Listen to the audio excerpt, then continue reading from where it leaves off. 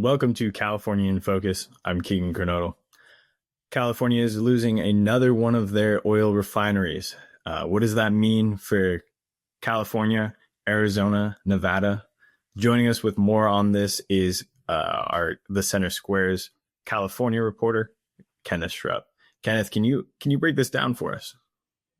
Hey, Keegan. This isn't going to affect just people in California, Arizona, Nevada. It's going to affect every American because the plurality of goods imported into America come through California, because we're going to see huge increases in the cost of all transportation, air travel, trucking, rail, driving around. Anything that uses oil refined products is going to face a serious challenge in just the California, Arizona, Nevada region that uses California's refineries, because California is a, quote, energy island.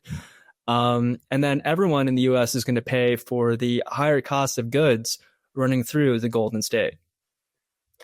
All of this really, though, is part of a broader push from fossil fuel into electric and possibly hydrogen-powered transportation. Unfortunately, these replacements will not be coming online by the time that California is set to lose a fifth of its oil refining capacity by the end of April of next year. We already had one refinery shutdown announced. Phillips 66 is shutting down its Los Angeles refinery by October of this year. That's about 9% of the state's production capacity. Now we learned that Benicia's refinery run by Valero is going to be shut down by April of next year. When this happens, we are not really going to be able to sort how we're going to get the replacement fuel because of a few different regulations, some national, that make it hard to ship fuel. Number one is the Jones Act. The Jones Act requires that ships going between American ports have to be American built and American crewed. America had just 5 ships on the production line in 2022. That's not completed. That's just on the production line. China had over 1,700. In other words, we just don't have enough ships to make the trips between, say, the Gulf Coast, Texas, for example, where they have a lot of refining capacity. We don't have the capacity legally because of the Jones Act to ship fuel from Texas to California. Washington State is the only other state on the West Coast that really has refineries. Oregon doesn't have any, but they only produce 243,000 barrels a day, which is less than the combined output of the 2 refineries we're losing. They already handle all of Oregon's fuel load, so they don't really have the capacity that we need to make up for our losses, which means that we would have to get the rest of the fuel from Asia or the Middle East. Now, that could also be an issue because our entire import system is designed around importing crude oil for our refineries to process. That's cheaper than importing refined products. Hawaii, for example, it imports raw crude oil to its refineries, so processes it on site. That makes things a little bit cheaper.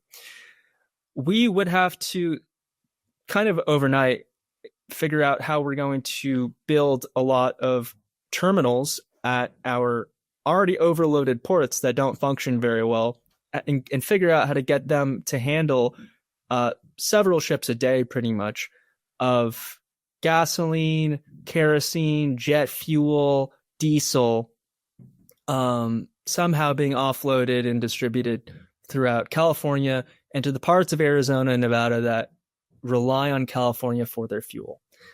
In other words, it's not going to happen, and we're just not going to have fuel. Now, this comes because of some extra legislation here in California, and Governor Gavin Newsom, he's blamed the gas prices because of price gouging and stuff. Yeah, Governor Newsom. Yeah, go ahead. Sorry. But yeah, this just seems like it's hurting more than it's helping at this point. Yeah, you could say that. Governor Newsom went on a very public campaign when he was trying to pass his special legislative sessions gasoline and refining rules Those did pass, but he blamed refineries for the high prices, saying that they are price gouging. His own energy department found no evidence of any price gouging. Zero evidence of that. But he went ahead, said price gouging is why we need to require the state needs to tell refineries when they can shut down for maintenance and how much inventory they have to keep on hand to smooth out the supply issues for when one of them goes down for maintenance. Well, why is it such a problem if just one refinery goes down for maintenance out of the, I believe 13 or so that we have now? Well, we only have 13, and gasoline demand is going down much slower than our loss of refining capacity. So our remaining refineries run at almost 100% of capacity. Some run over 100% of capacity, which means that if any one of them goes down because they're running pretty much, as much as they possibly can, then we have huge price spikes. We already saw that happen a few months ago when the Martinez refinery went down. Gas prices all across California and some parts of Nevada and Arizona spiked like crazy just from one refinery going down for a fire that was actually related to maintenance that they wanted to do. And so refiners said that this regulation would make it would just be more dangerous, right? The state is going to have final say over when they're allowed to do repairs. So it's not like refiners want to do repairs to keep their equipment operational, but the state doesn't want any downtime because that results in price spikes. But if you don't do the maintenance, then you're going to have even longer downtime and even worse price spikes.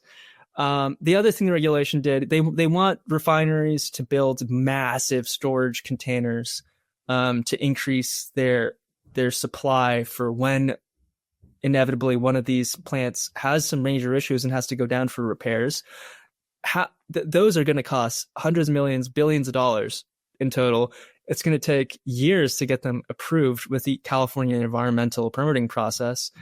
So a lot of refiners are saying we're just going to pass the cost on to consumers, or we're just going to head out. And that is what's happening. The cost of oil is very low right now, which means that energy companies are looking for ways to save money.